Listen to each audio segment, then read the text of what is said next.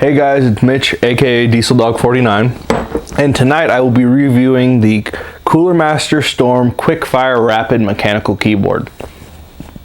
Now I have pretty much, obviously I'm new to reviewing, I've kind of refined how I will be reviewing keyboards and mice and pretty much any peripheral component.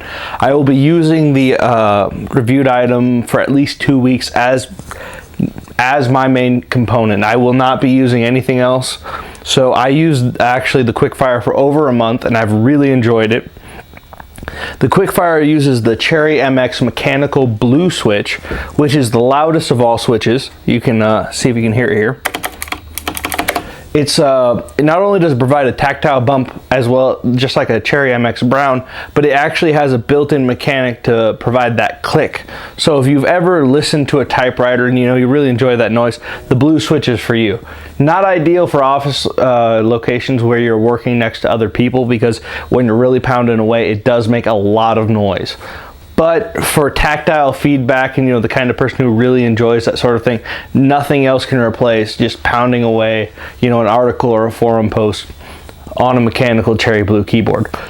As far as the Coolermaster goes, it's a very basic, straightforward keyboard. It's made by the same manufacturer as Philco keyboards, which are a very high-end keyboard, so the heft of it alone just kind of oozes quality. It's just got a lot of weight there. There's no flex in it. There's absolutely no part of it that you're going to feel doesn't feel quality. Down to the cable, which is a gold-plated micro or mini USB, I apologize, which is braided, which has a braided covering. It's a very nice setup.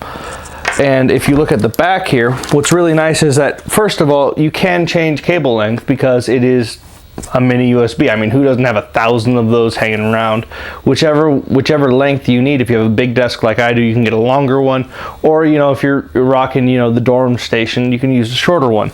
On the back here, we've got 3 different routes you can run your cable: straight out the back, for the typical keyboard look, or to the left or to the right, so that you can really streamline the look of the keyboard in general.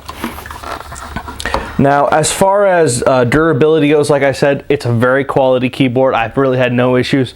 The keys are screen printed, and they actually do provide you with a couple extra keys for your WASD setup, which have arrows, and then the key itself underneath. And then you have your USB to PS2 adapter, so when you're working in BIOS, or if you just prefer to use this to free up a USB port, this is a really nice setup. They also, provide a key puller, which is very nice because I actually like to use custom keys on my keyboard. So it makes removing keys a snap, which is also important for cleaning. But, for example, I've got my Happy Face yellow keyboard, or yellow key here. It makes it just that easy to swap in that key. So, for the price range, this is a $65 keyboard, which is that's what I paid for it on sale. You'll probably see it anywhere between there and about $75 shipped. I really don't know of another keyboard that is competitive at that price point. You're getting so much keyboard for your money, and unless you absolutely need the 10 key on the side here, this is probably the keyboard I would recommend getting. It also does come in reds, browns, and blacks, so you really get the full dimension, the full experience, and you really have your choices.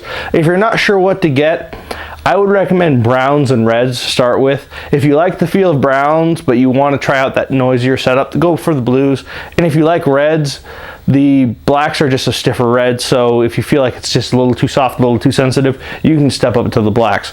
But the reds and the browns are going to give you your best resale value, so that's something to keep in mind. Other than that, I really must say I could not be happier with this keyboard. It's not something I'll be selling off or trading off anytime soon. It's going to go into my stable of actual components I use on my computer, and I really did enjoy using it, and I will continue to use it for that very reason. So this is Mitch again, and I'll be coming at you with more reviews. Thank you very much.